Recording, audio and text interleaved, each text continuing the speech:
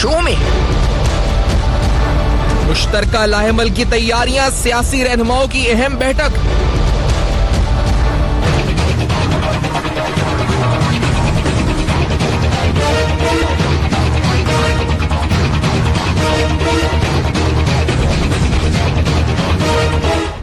सियासी हरीफों से मुलाकातें, नंबर गेम, हदफ कितना आसान।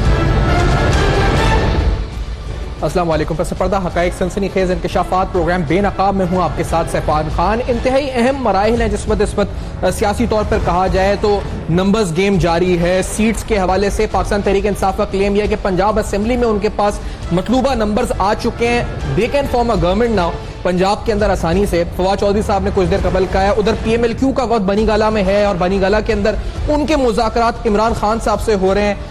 और इसके अलावा अगर बात करें तो चीन के सफीर जाके इमरान खान साहब से मुलाकात उनकी हुई है। अफगानिस्तान के सदर का टेलीफोन पर राब्ता हुआ है। और ये अगर आप पॉजिटिव वाइब्स की बात करें तो ये इम्पैक्ट हमें पाकिस्तान की मईशत पर नजर आ रहा है बसूरत कि आपको गोल्ड प्राइसेस, डॉलर और इसके अलावा स्टॉक मार्केट में पॉजिटिव रुझान नजर आ रहा है। लेकिन मेरा सवाल बिलखुसूस प्रोग्राम के इस पहले सेगमेंट में यह है जी कि आखिरकार धांधली का जो शोर मचाया गया उसमें कितनी हकीकत है। और क्योंकि सियासी जमातें अब खुद बजाते खुद भी उस एहतजाज की तरफ बढ़ने को तैयार नहीं है। लगे रहे कि उनकी जबान पर तो है कि धांधली हुई है, लेकिन उनके दिल इस बात पर आमादा नहीं है कि हाँ वाकई में धांधली हुई है, या वो सिर्फ सियासी बयानबाजी कर कर एक कंट्रोवर्सी क्रिएट करना चाह रहे हैं। और ये ग्रैंड अपोजिशन अलायंस जो कुछ देर पहले तश्कील पाया है, इसकी बुनियाद भी अगर रिगिंग है तो बस बखुद जो रिगिंग अपने आप में वो कितना बड़ा इल्जाम है जो एविडेंस के जरिए प्रूव हो सकता है। बड़ा बुनियादी सवाल है जो आज प्रोग्राम में बेनकाब करते हैं पहले सेगमेंट में। और स्टार्ट करते हैं। कंवर दिलशाद साहब, साबिक secretary election commission of Pakistan, program में साथ मौजूद है। कंवर दिलशाद साहब, मैं आपसे स्पेसिफिकली अगर पूछूं फॉर्म 45 के हवाले से ये फैसला कि उसको इंटरनेट पे अपलोड किया जाएगा मंगल तक या बुध तक इलेक्शन कमीशन की तरफ से, आपको लगता है 85,000 पोलिंग स्टेशन उनके फॉर्म 45 एक बार अगर अपलोड हो गए तो ये तमाम आवाजें खुद ब खुद बंद हो जाएंगी, या फिर भी एतराज बाकी रहने का जवाब बाकी रहेगा? कंवर दिलशाद साहब। नहीं, देखा जी, असूली बात यह है कि हमें लफ्ज़ धांधले का लफ्ज़ इस्तेमाल करना ही नहीं चाहिए जी। इस लिहाज से कि तकरीबन 3.5 करोड़ आवाम ने अपना वोट का हक इस्तेमाल किया है, वोट कास्ट किए हैं।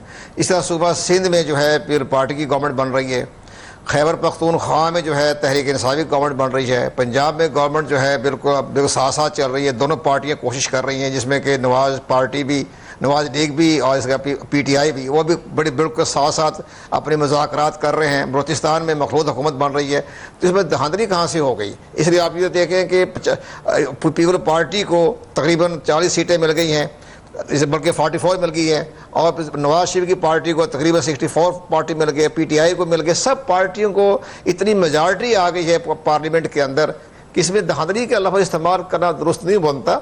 इसमें बनता ठीक है बेकायदगी हुई है। बेकायदगी कहाँ से हुई कि जब इलेक्शन कमीशन ऑफ पाकिस्तान एक इंटरनेशनल जो है एक नया फार्मूला अख्तियार किया जो आपकी समझ में नहीं आ रहा, हमें भी अभी तक समझ नहीं आ रहा, वो RTS। तो RTS का मतलब जो भी है मतलब ले लें, उन्होंने गैर मुल्की तरीके से लफ्ज़ इस्तेमाल किया, UNDP के कहने पर, USAID के कहने पर, इंटरनेशनल NGO कहने पर, जिस पर हमारे रिटर्निंग ऑफिसरान भी उसको फार्मूले को नहीं समझ सके और प्रिजाइडिंग ऑफिसर भी नहीं समझ सके। नादरा ने सबसे बड़ी जो इसमें की है कि नादरा के एतमाद में आकर इलेक्शन पाकिस्तान ने इसको तमाम वेबसाइट को साथ साथ WhatsApp पर इंस्टॉल कर दिया।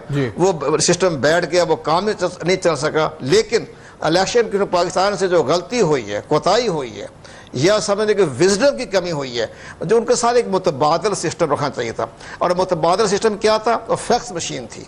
क्या ये देख रहे थे कि अगर ये सिस्टम नाकाम हो जाता है तो फैक्स मशीनों के जरिए, जैसे आपने भी देखा होगा तमाम इंतखाबात में 2008 में देखिए, 2002 में देखिए, 2013 में जब सिस्टम बैठा तो फैक्स मशीनों के जरिए वही जो है इलेक्शन कमीशन पाकिस्तान को रिजल्ट कन्वे कर दिया गया। तो कितनी 1200 फैक्स मशीनें आनी थी, और टेलीफोन तो हमारे सेशन जजों के कमरे में लगे रहते हैं, टेलीफोन इंस्टॉल करने की जरूरत ही नहीं थी। फैक्स मशीनें 1200 लगा देते, इमीडिएटली वो रिजल्ट इलेक्शन कमीशन पाकिस्तान पहुंचना होता है, वहाँ मीडिया बैठा होता है, मीडिया में रिपोर्टें हो जाती।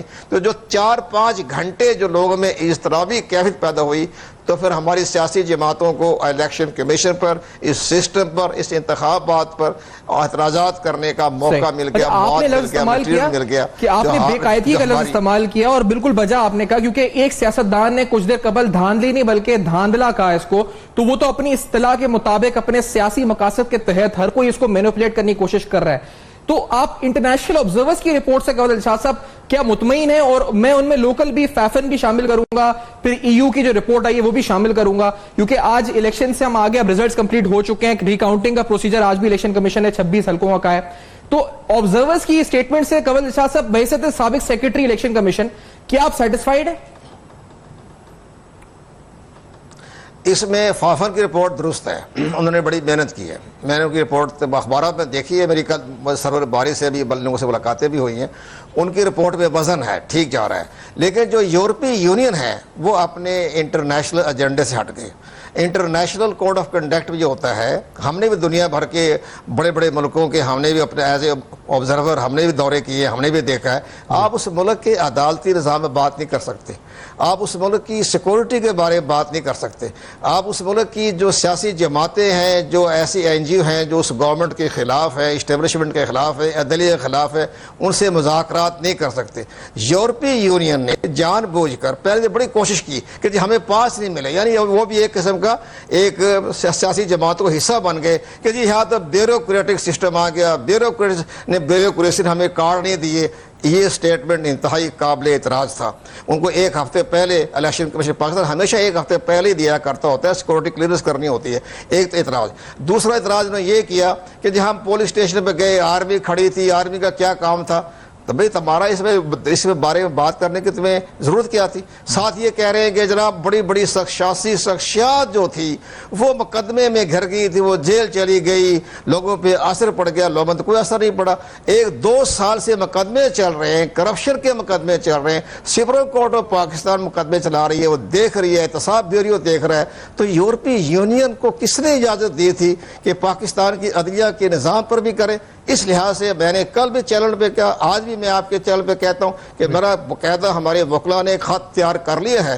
हम ब्रसेल्स में इनके हेडक्वार्टर को इतला दे रहे हैं कि ये इंटरनेशनल ऑब्जर्वर जो आए पाकिस्तान में, इन्होंने इंटरनेशनल कोड ऑफ कंडक्ट की खिलाफवर्जी की है। इन्होंने वो लिखा उसके अंदर है क्या उस मुल्क की सकाफत के बारे में, कल्चर के बारे में, रस्म रिवाज के बारे में, अदलिया के बारे में कोई बात ना करें।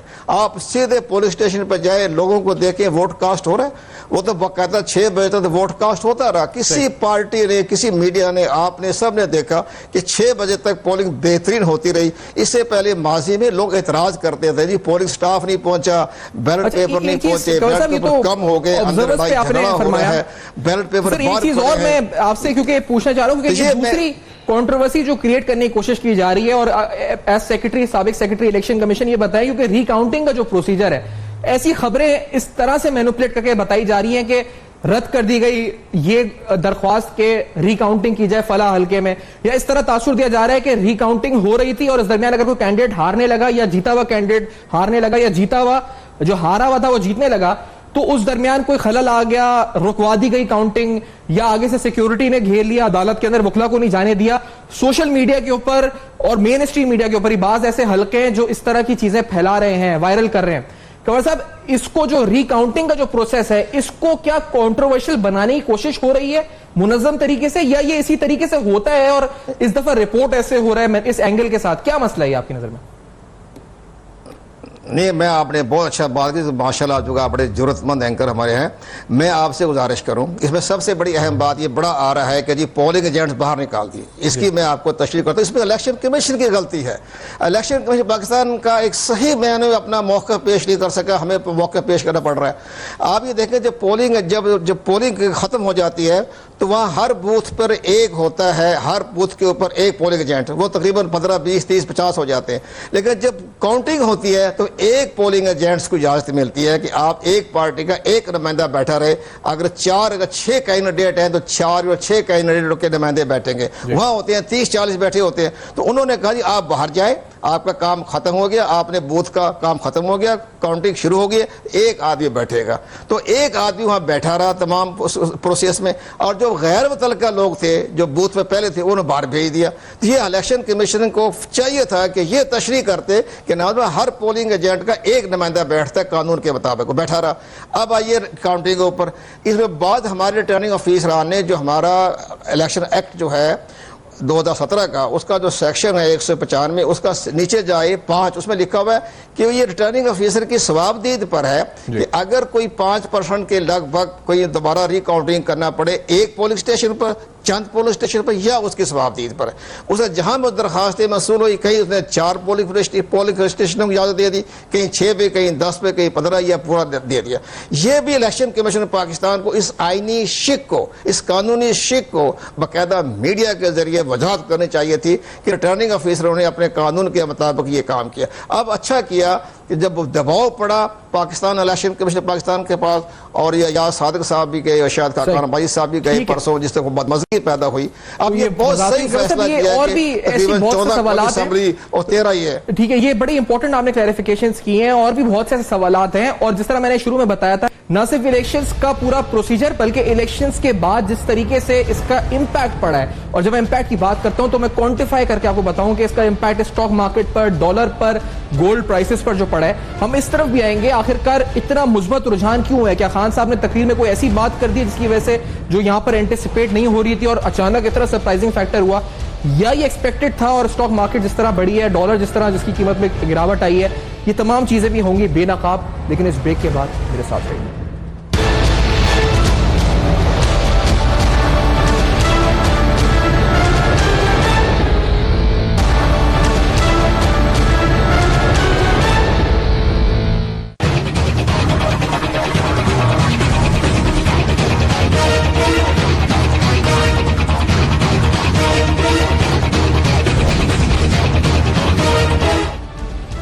Welcome back. आप देख रहे हैं बेनकाब, और बेनकाब में अहम तरीन सवालात उठा रहे हैं। इलेक्शन के पूरे इस प्रोसेस को क्या मुतनाज़ा बनाने की कोशिश हुई? क्या वाकई में इसमें कुछ बेकायदगियां हैं जिस तरह अभी कवल झासा फरमा रहे थे, या ये धांधली हुई है? और जब हम धांधली कहते हैं तो हम कहते हैं जी कि मुनज़्ज़म तरीके से एक पूरा प्रोसीजर फॉलो किया गया जिसके जरिए धांधली हुई। ये तमाम सवालात हैं। इसके बाद सियासी नौयत के मामलात भी हैं, लेकिन मैंने जिस तरह ब्रेक से पहले एक आपको बताया था जी कि कितना फर्क पड़ा है कुछ इंडिकेटर्स पे, तो ये बताते हुए आगे गैस की तरफ जाऊंगा, क्योंकि तकरीबन 3480 पॉइंट्स कहा जा रहा है कि स्टॉक मार्केट के अंदर इजाफा हुआ है जब से खान साहब जो हैं इस वक्त उनके बारे में, जब वो इलेक्शन जीती है उनकी पार्टी ने, और ये कहा जा रहा है कि he will be forming the government और नेक्स्ट प्राइम मिनिस्टर होंगे। डॉलर में आज भी बड़ी फ्लक्चुएशन देखी गई, यानी एक वक्त एक ऐसा भी आया कि जब बाइंग 124 तो सेलिंग 116, यानी इतना डिफरेंस स्प्रेड आ रहा था, और 114 तक ट्रेड करता हुआ नजर आया वही डॉलर जो 128 130 तक पहुंच चुका था। और अगर सोने की कीमतों की बात करें तो आज से एक दिन पहले तक तकरीबन 2500 से 3000 पर तोला सोने की कीमत में कमी हुई, और ये तमाम इंडिकेटर्स लगे रहे कि जी मार्केट या ओवरऑल जो आपके इन्वेस्टर्स हैं या आपकी जो इकोनॉमी है उसने पॉजिटिवली रिएक्ट किया है इस वक्त इस तमाम सूरत हाल के ऊपर। मेरे साथ फैफिन के जनाब सरवर बारी साहब भी प्रोग्राम में मौजूद है, कवर दिलशाद साहब भी मौजूद है। सरवर बारी साहब, क्या आपके नजदीक इलेक्शंस ओवरऑल अगर आप भी है और आप जो जिस तरह आपने देखा है इस पूरे प्रोसीजर को, धांधली का शोर सियासी बुनियाद पर लग रहा है या वाकई में धांधली हुई है या छोटी मोटी इरेगुलरिटीज हुई हैं और इतना ज्यादा इस पे शोर मचाया गया? देखिए जी, पहली बात यह है कि हमने जो 27 तारीख को अपनी रिपोर्ट जारी की है वो 37,001 पोलिंग स्टेशन से जो हमें डेटा वसूल हुआ था अपने मुशाहिदाकारों से जी, उसकी बुनियाद पे कोई सेट पैटर्न्स नजर नहीं आता, ना किसी डिस्ट्रिक्ट में, ना ही किसी हल्के में, और ना ही मुल्की सतह पर। अच्छा। लेकिन जो इरेगुलरिटीज हैं वो जरूर रिपोर्ट की गई है। मसलन ये कि बावाज़ बुलंद जो वोटर है उसका नाम नहीं पुकारा गया। मसलन ये कि जो फॉर्म 45 है उसको बाहर दीवार पर चस्पा करना था वो नहीं किया गया। और इसके अलावा ये है कि कुछ लोग जो हैं, अजाफी लोग पोलिंग बूथ के अंदर हैं और ओवर क्राउडेड है पोलिंग बूथ। इस तरह की चीजें आई हैं। और ये भी मैं आपसे शेयर करना चाहूंगा कि जो 37,000 पोलिंग स्टेशन हमने देखे हमारे मुशाहिदाकारों ने, हर पोलिंग स्टेशन जो रिपोर्ट हमारी हुई है, हर पोलिंग स्टेशन पर जो है वो अमला जो है इलेक्शन कमीशन का वो बर वक्त वहां पहुंचा था। तो हमें कोई ऐसा पैटर्न नजर नहीं आ रहा। उसमें से हमने बहुत कोशिश की है कि देखा जाए, उसको एनालाइज किया जाए बार बार, तो उसकी बुनियाद पे हम कहते हैं। और जो बाकी ऑब्जर्वर ग्रुप हैं, कॉमनवेल्थ के, EU के, आपके मीडिया चैनल्स हैं, अखबारों के नुमाइंदे हैं, सियासी लोग हैं, जो पोलिंग का मरहला है उसमें किसी किस्म की कोई शिकायत 25 तारीख को कहीं से भी सामने नहीं आती। अच्छा। लेकिन जब ये RTS का सिस्टम जो कोलैप्स करता है, तो उसके बाद गिनती के अमल में जो क्योस होता है, जो अफरा तफरी मचती है, उसकी बुनियाद पर जो पूरे दिन में इतना अच्छा ऑर्डरली, डिसिप्लिन और पीसफुल इलेक्शन हुआ था, वो पूरा जो है वो ज़ेरे बहस आ गया और उसको कंट्रोवर्शियल कर दिया अच्छा, गया। उस कंट्रोवर्सी को खत्म करेंगे नहीं सरबारी साहब, अगर फॉर्म 45 जिस तरह कहा जा रहा है कि इलेक्शन कमीशन की वेबसाइट पे अपलोड हो जाएगा, तो आपको लगता है कि वो कंट्रोवर्सी या फिर वो बुनियाद क्या कुछ हद तक होगी, या फिर कुछ मैं कैंडिडेट्स को सुन रहा था वो कह रहे थे अब तो आप कोई भी जाली फॉर्म 45 बनाकर आप वेबसाइट पे डाल दें, उससे कोई फर्क नहीं पड़ेगा, जो कंट्रोवर्सी होनी थी वो हो गई। ये एक तासुर है जो लोग दे रहे थे और जो यकीनी तौर पर गलत ही होगा। लेकिन क्या फॉर्म 45 अपलोड हो जाने से क्या ये कंट्रोवर्सी दम तोड़ जाएगी? देखिए, अभी उन्होंने कहा है कि 26 हलकों में नए सिरे से पूरे हलके की बुनियाद पर जो है वो गिनती होगी दोबारा जी। तो ये वो हलके हैं जहां पर एतराज किया गया थे। तो अगर इन हलकों में कोई चीज नहीं निकलती मेजर, और फॉर्म 45 जो पहले कहा गया था वही निकल के आते हैं, गिनती में कोई बहुत जमीन आसमान का फर्क नहीं पड़ता, चंद वोट इधर उधर हो जाते हैं, कम हो जाते हैं किसी कैंडिडेट के, किसी के ज्यादा हो जाते हैं जी। तो उसकी बुनियाद पर हम कम से कम ये नतीजा अगर ना भी निकालें तो हम कह सकते हैं कि ये कोई जो बड़े लेवल पर ये धांधली का लफ्ज इस्तेमाल किया जा रहा था वो नहीं निकलता। लेकिन ये कि जो प्रॉब्लम्स हैं वो उसके लिए पूरा प्रोसीजर है। जैसे बहुत सारी जगहों पर रिकाउंटिंग हुई है, पोलिंग स्टेशन के ऊपर भी एक दफा रिकाउंटिंग हो सकती है, काउंटिंग के दौरान ही हो सकती है। इसी तरह RO के पास आप जा सकते हैं। सिमिलरली आप कोई भी जो फार्म है 42 है, 45 है, 46 है, 48 है, 49 है, ये सारे फॉर्म्स बड़े हैं में आप 10 रुपए की फीस जमा कराएं और आप इलेक्शन कमीशन से उसकी कॉपी ले सकते हैं। तो दूसरी बात ये कि जो लोग कह रहे हैं कि हमें फॉर्म 45 नहीं दिया गया, तो उन्हीं पोलिंग स्टेशन पर कुछ और लोग भी मौजूद थे, पोलिंग एजेंट मौजूद थे, उनसे भी तो कॉपीज ली जा सकती है ना अगर हम देखना चाहें। दूसरी अहम बात यह है कि ये जो 2017 का इलेक्शंस एक्ट है और जो रूल्स हैं, ये इन्हीं पार्टियों के, जब ये लोग पार्लियामेंट में थे इन्होंने मुश्तरका तौर पर यूनानिमसली इसको पास किया था। अब बजाय ये कि उस कानून के मुताबिक जो प्रोसीजर्स हैं, जो रूल्स हैं, उसको फॉलो करने के ये कह देना कि धांधली हो गई है। मैं समझता हूं कि ये रूल ऑफ लॉ जो हम चाहते हैं मुल्क में एस्टेब्लिश किया जाए और जो बहुत जरूरी चीज है, अगर जमहूरियत में अगर कोई फंडामेंटल चीज होती है तो वो रूल ऑफ लॉ होता है। तो अब पाकिस्तान में इलेक्शन के हवाले से हर तरह जो है, सही बात है, ओनरशिप लेने की बात है, खुद ही आपने कानून साजी की है इस बारे में मौजूद है जी। कमल शाह साहब, तो ये जो फॉर्म 45 के हवाले से कंट्रोवर्सी है, मैंने आपसे उससे पहले उसका दम जवाब कंप्लीट नहीं कर सके, अपलोड होता है इंटरनेट पे, तो आपको आपके नजदीक क्या ये एतराजात दम तोड़ जाएंगे? और फिर दूसरा रिकाउंटिंग का जो मरहला है, आज भी 26 हल्कों की बात हुई है, क्या इस रिकाउंटिंग में कोई मेजर अपसेट हो सकता है? यानी जो गवर्नमेंट फॉर्मेशन के नंबर्स हैं उनमें फर्क पड़ सकता है, या कोई बड़ा वाजे फर्क नजर आ सकता है जीत और हार के मार्जिन में, या आपको लगता है कि इतना बड़ा इवेंट नहीं होगा ये 26 हल्कों की रिकाउंटिंग? कवल शाह साहब। नहीं, मुझे खदशा है कि देखे बाद सियासी जमातों ने बड़े मुतालबात किए थे कि जी आप शहबाज शरीफ का हल्का खोल, जैसे गवर्नर सिंध ने कहा कि अभी इस कराची में शहबाज शरीफ की जो है वो रिकाउंटिंग की जाए। इसी तरह शाहिद खाकान अब्बासी ने कहा रिकाउंटिंग की जाए। शाहिद खाकान अब्बासी का बहुत डिफरेंस है, 11,000 का है, वो तो रिजल्ट अपसेट नहीं होगा। लेकिन जहाँ 600, 500, 800, 1000 के लगभग जो इस तरह से डिफरेंसेस आ रहे हैं, तो वहाँ इतनी बड़ी जो कॉन्स्टिट्यूंसी होगी, 300 पोलिंग स्टेशन है, कहीं 250 पोलिंग स्टेशन है, उनका एक एक बैलेट पेपर देखा जाएगा। फिर वो देखेंगे रिजेक्शन करते वक्त क्या सा कहाँ तो किसी से कोताही हो गई है। धांधली का लफ्ज़ तो इस्तेमाल ना करे रहे, कोई ऐसा तो वैसे जहर बनता ही नहीं है वो तो। लेकिन असल बात यह है कि वो देख लेंगे, उसमें अगर 600, 500, 300, 400 का कोई फर्क नजर आ रहा है तो उसमें मुमकिन है एक आधी जगह कॉन्स्टिट्यूंसीज पर जो है कोई फर्क नजर ना आ जाए, और मुमकिन है कि उसमें रिजल्ट अपसेट हो जाए, क्योंकि 14 कौमी असम्बली हैं और 13 सूबाई असम्बली हैं, तो इनमें कहीं ना कहीं अगर अपसेट हो गया तो मुमकिन है एक आधी कौमी असम्बली या सूबाई असम्बली का होने के इम्कानात हैं। अच्छा। नजर आ रहा है जहां 400 का, 300 का, 100, एक तो ऐसे जा रहा है जहां सिर्फ 60 वोटों का फर्क पड़ रहा है। एक ऐसी कॉन्स्टिट्यूंसी है जिसमें 105 है। तो ये अगर तमाम हल्के खुलने के बाद अगर कोई रिजल्ट आगे पीछे हो गया तो मुमकिन है कि किसी जमात को फ़ायदा पहुंच जाए, और फिर सियासी जमातों के तफावज़ात ख़त्म कर दिए। आज इलेक्शन कमीशन पाकिस्तान ने इतने बड़ा फैसला करने के बाद कि आप अपनी दोबारा रिकाउंटिंग करवा लें 14 कौमी असम्बली और 13 सूबाई असम्बली, ये बड़ा खुशआइन फैसला किया है पाकिस्तान इलेक्शन कमीशन ने। तो अब हमारी सियासी जमातों को भी चाहिए कि इदारों पर इतना शदीद अटैक ना करें।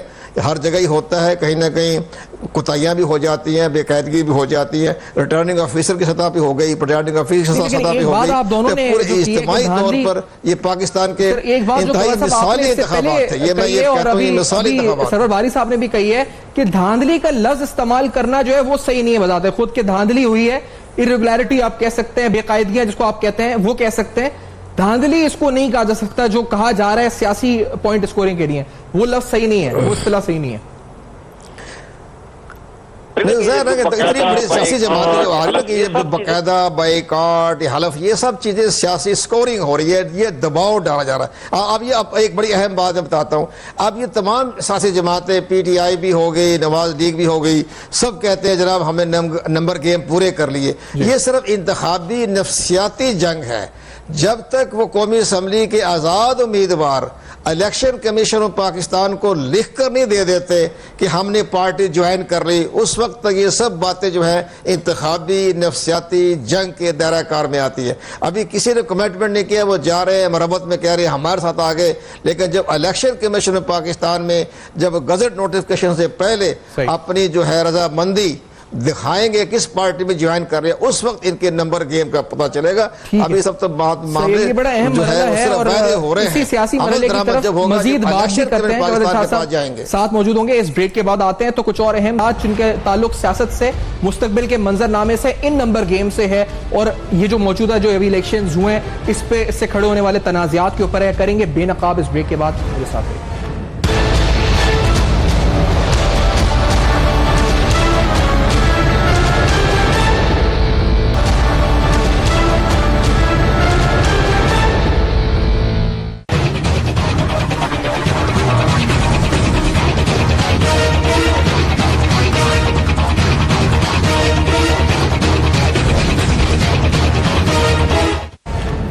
Welcome back. आप देख रहे हैं बेनकाब। बेनकाब में अहम तरीन सवालात, सियासी माहौल, इलेक्शन, उससे जुड़े तनाज़ात, तहफ़्फ़ुज़ात, एतराज़ात, आखिरकार कितने हद तक उनके अंदर दम है, किस हद तक दम है, आखिरकार वो दुरुस्त भी हैं या नहीं है, या सिर्फ सियासी पॉलिटिकल पॉइंट स्कोरिंग हो रही है इस वक्त। ये तमाम जो ग्रैंड अलायंस बन रहे हैं इनमें क्या इस वक्त इनका एजेंडा हो सकता है, क्या मुस्तकबिल हो सकता है मंजरनामे का।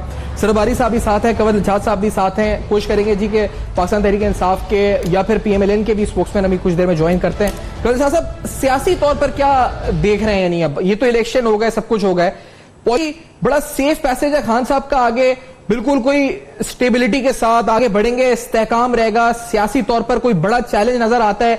ये जो ग्रैंड डेमोक्रेटिक तो नहीं बल्कि जो ग्रैंड ऑपोजिशन अलायंस बन रहा है, कितना इंपैक्ट कर सकता है, या इस पर इतना हमें इस वक्त हैरान होने की और खौफज़दा होने की जरूरत नहीं है? कबीर शाह साहब, ये मैंने बात करनी है? जी जी कबीर साहब।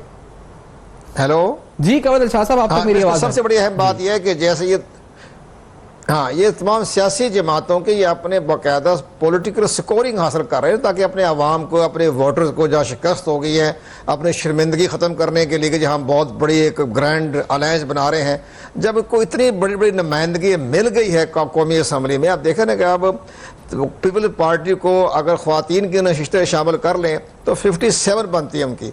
इसी तरह नवाज लीग की जो है वो 85 बन जाती है। कौमी असम्बली बहुत बड़ी अपोजिशन आ रही है, बाकी जमातों की भी नुमाइंदगी अच्छी खासी हो गई है। पंजाब गवर्नमेंट अभी तक ज़ाहिर स्कोरिंग हो रही है, किसके हिस्से में लॉटरी निकलती है अलग बात है। सिंध गवर्नमेंट बन चुकी है, खैबर पख्तूनख्वा में गवर्नमेंट बन रही है, बलोचिस्तान में बन रही है। ये सारे मामला आवाम को इस तरीके से बताने के लिए कि जैसे कि बहुत बड़ा कोई वाक़या हो गया, गड़बड़ हो गई। आप देखें 2013 में एक इंतहाई मुनज़्ज़म धांधली थी, बहुत बड़ी मुनज़्ज़म। वो तो बदकिस्मती है कि तहरीक इंसाफ उसको केस को सही लेकर नहीं जा सकी सुप्रीम कोर्ट ऑफ पाकिस्तान में। अगर वो सही तरीके से जाती शायद वो कामयाबी हो जाती। लेकिन यहाँ तो एक ऐसा मामला हुआ है कि तमाम पोलिंग 6 बजे तक किसी ने शिकायत ही नहीं की। यानी पहला इलेक्शन है कि इलेक्शन कमीशन ऑफ पाकिस्तान के पास शाम के 6 बजे तक कोई कंप्लेंट नहीं थी। इसके बाद जो एक ज़ाहिर है वो नादरा ने एक ऐसा सेटअप बना के दिया जिससे कि ज़ाहिर सारा इलेक्शन ही मतरज़ा बना दिया उनकी वजह से। अब ये कोई ऐसी बात नहीं है, ये ग्रेड अलाउंस भी बन जाएंगे, सब कुछ हो जाएगा, इनके एक दूसरे से मामला भी तय हो रहे हैं। लेकिन पीपल्स पार्टी और मुस्लिम लीग जो है अलग-अलग अपनी अपोजिशन करेगी और एक बहुत बड़ी अपोजिशन सामने आ रही है। अब शहबाज शरीफ अगर कौमी असम्बली में आते हैं तो लीडर ऑफ द अपोजिशन होंगे, पब्लिक अकाउंट कमेटी के चेयरमैन होंगे, एक शेडो प्राइम मिनिस्टर होंगे। इससे बड़ी जमहूरियत, इससे बड़ा इलेक्शन क्या हो सकता है। लेकिन अपने इमरान खान को तो उन्होंने जानबूझकर, मैं बताता हूँ, उसको लीडर ऑफ द अपोजिशन नहीं बने दिया और उनके आखिरी दिनों में 4 कौमी असम्बली की हल्के इलेक्शन कमीशन पाकिस्तान ने अपने इख्तियार इस्तेमाल करते हुए दो चीजें साहब जिसकी बना पर वो आपने जिक्र किया, तो एक तो नहीं बन सके। शहबाज शरीफ साहब के जो केसेस हैं, नैब के केसेस हैं, आबिद बॉक्सर वाला मामला है, मॉडल टाउन वाला मामला है, तो आपको वो लीडर ऑपोजिशन नजर आते हैं या फिर आपको वो भी अडयाला में नजर आते हैं कुछ दिनों में कवल साहब? नहीं, ये तो बात में देखा जी, अभी तो वो सारे केस चल रहे हैं। अभी देखो ना, हमारी कौमी एहतसाब ब्यूरो की अदालतें चल रही हैं, बड़े तरीके से चल रहे हैं, पूरे उनको मौका दिया जा रहा सफाई करने का। अब जब तक उनको सजा नहीं हो जाती, मॉडल टाउन का केस बड़ा सीरियस है, अभी वो तमाम चीजें अभी सजा नहीं होती तो इसके बावजूद वो बन जाते हैं लीडर ऑपोजिशन, लेकिन अगर वो जेल चले जाते हैं इसके बाद उन्हीं की पार्टी के हैं, ख्वाजा आसिफ है, हसन इकबाल है, बाकी दो बाकायदा उसमें शामिल हैं, बड़ी बड़ी कदावर शख्सियात हैं, उनमें से कोई भी लीडर ऑफ द अपोजिशन बन जाएगा। शहबाज शरीफ को जरूरी तो नहीं है, लेकिन बरहाल पार्टी तो उनकी बरकरार रहेगी ना। एक दो अगर कौमी असम्बली के अंदर जेल चले गए मामलात हैं, जब डिस्कस हुई है तो ब्रिगेडियर हेड गजनफर साहब भी साथ हैं हमारे, और आपने जो बात की बड़ी अदालतें चल रही हैं, अकाउंटेबिलिटी का जो काम है वो भी अपने साथ साथ चलता रहेगा। गजनफर साहब, एक और खबर ये सुन रहे हैं जी कि कोई डील है, कोई नवाज शरीफ साहब शायद अस्पताल से आगे लंदन जा सकते हैं और इस सिलसिले कोई हिंट्स हैं। आपको लगता है कोई, क्या पता, ये इस केयरटेकर सेटअप में यानी खान साहब के वजीर आजम बनने से पहले नवाज शरीफ साहब इस मुल्क से जा सकते हैं इलाज के बहाने, या उनको यहां से लेके जा सकता है बैरून मुल्क इलाज के लिए? गजनफर साहब, ये खबर सही है, गलत है? इससे पहले एनआरओ के बारे में खबरें आ रही थी उनके। आप जो बात कर रहे हैं वो सोशल मीडिया पे और मैसेजेस के सिलसिले में बड़ी स्ट्रॉन्ग चल रही है जी। एक उसमें मैं 2 बातें कहूंगा, लेकिन जो यहाँ से जब ये कोई मुख्तलिफ हल्कों से चेक किया जाता है जी, तो वो इस चीज से वो भी इस चीज से फिलहाल लाइलमी का इजहार कर रहे हैं। अच्छा, लेकिन आपको पता है पाकिस्तान एक ऐसा मुल्क है जिसमें कुछ भी हो सकता है। यहाँ पे कोई मतलब अचंभा नहीं है अगर इस किस्म की चीज हो जाए, क्योंकि इतना मुझे पता है कि पिछले दिनों से जब से नवाज साहब जेल के अंदर गए थे उस वक्त ये कोशिश जरूर की जा रही थी कि किसी तरह किसी तरीक़ेकार से किसी ताकत को इन्वॉल्व करके उनको जेल से बाहर निकाला जाए, क्योंकि इतना जो अपना नवाज शरीफ की बातों पे और उनके कहे पे यकीन करना जो है वो इसी तरह है जिस तरह रात को चांद निकला हो तो आप कहें सूरज निकला हुआ है। वो ही कंपल्सिव लाया, झूठा है बहुत सख्त। वो क्या, उनकी पूरी फैमिली झूठ का मुरक्कब है और साथ वो छाकदार को उसमें मिला लिया है। अब बात यह है कि पाकिस्तान में देखिए क्या हो रहा है, इलेक्शन हुए हैं तो इलेक्शन को एक डिजाइन के तहत नून लीग ने, पीपल्स पार्टी ने, और उसके बाद उसके साथ वो जो कश्मीर कमेटी का मौलवी है, उन्होंने ये कहना शुरू कर दिया कि ये इलेक्शन जो है वो रिग हुए जी। अब आप बताइए, कोई इनसे सवाल पूछ सकता है खड़ा होके? और वो कहता है कि जी, वो मुल्ला कहता है, वो जिसको मुल्ला मेरा ख्याल कहना नहीं चाहिए, कि जी दोबारा इलेक्शन कराएं। अब कोई सवाल करे उस शख्स से कि जो भी 21 अरब रुपया इलेक्शन में खड़ा खर्च हुआ है, ये तुमने दिया था, ये तुम्हारे फंड से, ये मेरे टैक्स के फंड से गया, मेरे और आपके फंड से गया। बेशक। तो क्या हम अफोर्ड कर सकते हैं 20 अरब रुपए दोबारा खर्च करना सिर्फ एक शख्स के लिए, जिससे कभी भी पाकिस्तान के लिए कोई ऐसी चीज नहीं की है जिसके ऊपर आप फख्र कर सके? तो बात यह है कि यहाँ पे ना सवाल है ना जवाब है, जो किसी के मुंह में इनको पीपल जो अच्छा गजनफर साहब, एक चीज और मैं आपसे, क्योंकि आप हैं यहाँ पर, तो आपकी मौजूदगी का फायदा उठाते हुए इंटरनेशनली जो आपके नजदीक अब तक जिस तरह से खान साहब को रिसीव किया, जो मैसेजेस आए हैं, वो अफगानिस्तान के सदर हों और फिर चीन के सफीर की मुलाकात हो, भारत की तरफ से हो, जो रिस्पॉन्स मिला है, आप सेटिस्फाइड हैं एज ए लीडर खान साहब, जो एज ए प्राइम मिनिस्टर, कि इवेंचुअली फाइनली हमारे पास एक ऐसा लीडर है जिसको अक्रॉस द बोर्ड, बल्कि सऊदी अरब के सफीर ने तो शायद विजिट का भी कहा है वहां के जो MBS है उनकी तरफ से, तो कितना आप पॉजिटिव समझ रहे हैं जो इंटरनेशनली जो उनको अब तक मिला है रिसेप्शन बाहर से? ये देखिए, ये चीजें तो आपने बता दी जो वाकई पॉजिटिव नहीं है, ये सुपर पॉजिटिव है। इसके अलावा आप देखिए कि चाइना ने जो $2.2 बिलियन की आपको इमदाद की है 1% मार्कअप पे, जिसके पे $1 बिलियन आपके स्टेट बैंक के रिजर्व में आ गया है। उसके बाद आपने देखा कि